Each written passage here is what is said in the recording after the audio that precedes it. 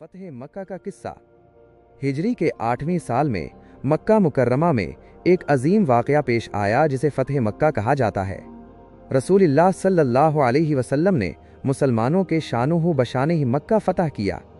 یہ اسلام کے لیے ناقابل فراموش کامیابی تھی اور ہمیں سکھاتی ہے کہ اللہ کی راہ میں صبر اور استقامت سے بڑی کامیابیاں ملتی ہیں۔ رسول اللہ صلی اللہ علیہ وسلم نے مکہ سے مدینہ کی طرف ہجرت کی کیونکہ قریش آپ اور مسلمانوں کو شدید تکلیف دیتے تھے۔ مدینہ پہنچ کر آپ صلی اللہ علیہ وسلم نے مسلمانوں کو منظم کیا اور اسلامی ریاست کی بنیاد رکھی۔ صلح حدیبیہ کے بعد قریش نے امن کا معاہدہ کیا، لیکن ان کے اتحادی قبیلہ بنو بکر نے مسلمانوں کے رشتہ دار بنو خزاعہ پر حملہ کیا اور قریش نے ان کی مدد کی۔ یہ کھلم کھلا معاہدہ شکنی تھی۔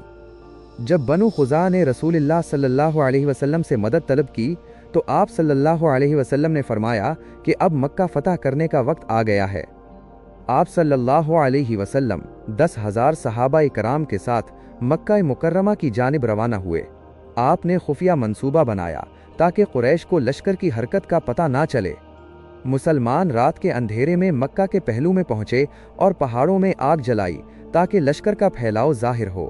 قریش خوف زدہ ہو گئے۔ ایک مقام پر اکرمہ بن ابی جہل کی قیادت میں مزاحمت ہوئی جسے خالد بن ولید رضی اللہ عنہ نے پسپا کیا۔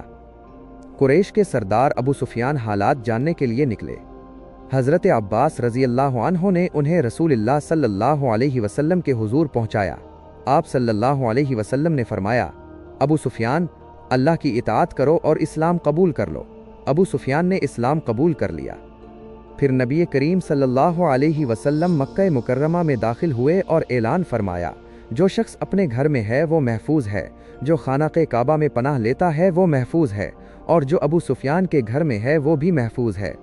مسلمان سلامتی کے ساتھ مکہ میں داخل ہوئے۔ قریش خوف کے عالم میں خانوں میں چھپ گئے۔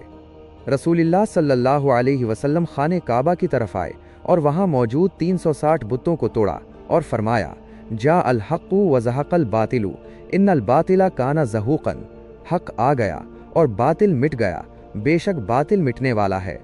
آپ صلی اللہ علیہ وسلم نے خانہ کعبہ میں نماز پڑھی 91۔ پھر اہل مکہ کو جمع کیا اور فرمایا، آج میں تم میں سے کسی کو جزا کا مستحق نہیں سمجھتا، تم سب آزاد ہو۔